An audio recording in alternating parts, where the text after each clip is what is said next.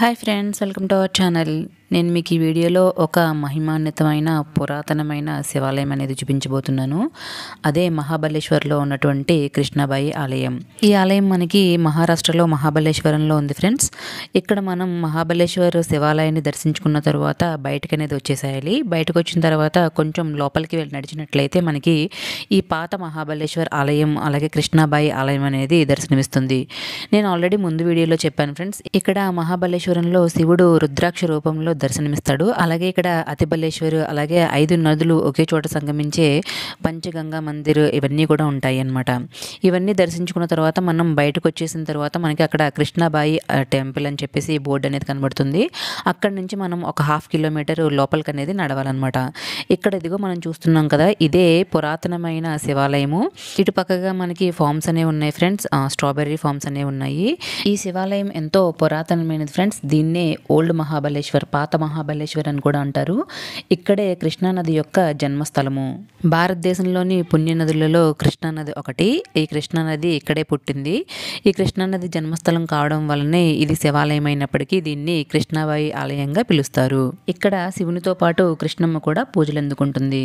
ఇక్కడ మనకి పంచగంగా క్షేత్రం అనేది కూడా ఉంటుంది ఫ్రెండ్స్. ఈ పంచగంగా క్షేత్రంలో వెన్న, కోయిన, కృష్ణానది అలాగే సావిత్రి మరియు గాయత్రి నదులు కూడా ప్రవహిస్తూ ఉంటాయి.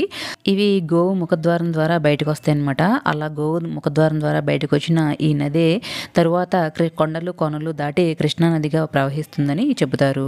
అలాగే ఇక్కడ మనకి శివలింగం కింద నుంచి కృష్ణానది ఉద్భవిస్తుందని, అదే ఇక్కడ గోవు ముఖద్వారం ద్వారా బయటకు వచ్చి తరువాత అది కృష్ణానదిగా ప్రవహిస్తుందని చెబుతారు. ఇక్కడ మనం చూసినట్లయితే గోవు ముఖద్వారం ద్వారా మనకి వచ్చే ఈ నీటి దారే కృష్ణానది. ఇక్కడ భక్తులు ఆ నీటిని ఎంతో పవిత్రంగా భావిస్తారు. నెత్తిన చల్లుకోవడము అలాగే పట్టుకుని తీసుకెళ్లడము, ఇక్కడ దండం పెట్టుకోవడము ఇలాంటివన్నీ కూడా చేస్తారు.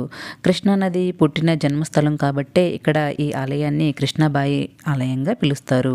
మేము ఈ ఆలయానికి చేరుకోవడానికి మాకు సాయంత్రం అయిపోయిందనమాట. అందుకని చెప్పి కొంచెం చీకటిగా అనేది ఉంది. మేము ఆలయం లోపలికి వెళ్ళేటప్పటికి కొంచెం చీకటిగా అనేది అయిపోయిందనమాట. మాకు అప్పుడు లోపల చీకటిగా ఉండడం వల్ల కాగడాతో మాకు శివలింగం అనేది చూపించారు.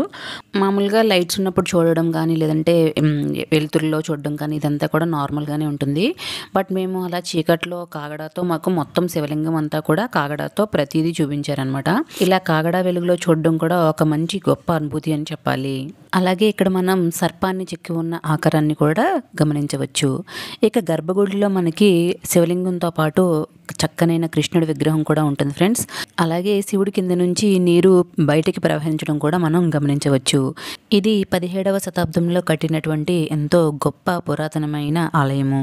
ఇది లైఫ్లో ఒక్కసారైనా తప్పకుండా చూడవలసిన ప్రదేశం. తప్పకుండా చూడండి ఫ్రెండ్స్, కుదిరిన వారు ఎవరు మిస్ చేయకండి.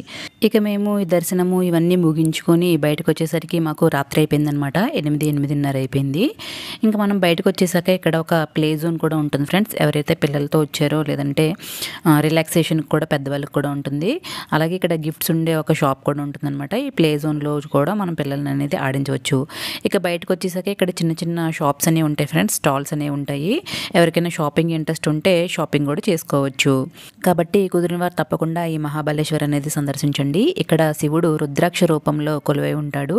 అలాగే ఇక్కడ మనకి పంచగంగా మందిరము, అతిబలేశ్వర్ మందిరము, అలాగే ఎంతో పురాతనమైన కృష్ణాబాయి మందిరము, కృష్ణమ్మ యొక్క జన్మస్థలము ఇవన్నీ కూడా మనం దర్శించుకోవచ్చు. మీకు ఈ వీడియో నచ్చినట్లయితే తప్పకుండా లైక్ చేసి సబ్స్క్రైబ్ చేసుకోండి friends. Thanks for watching. Bye.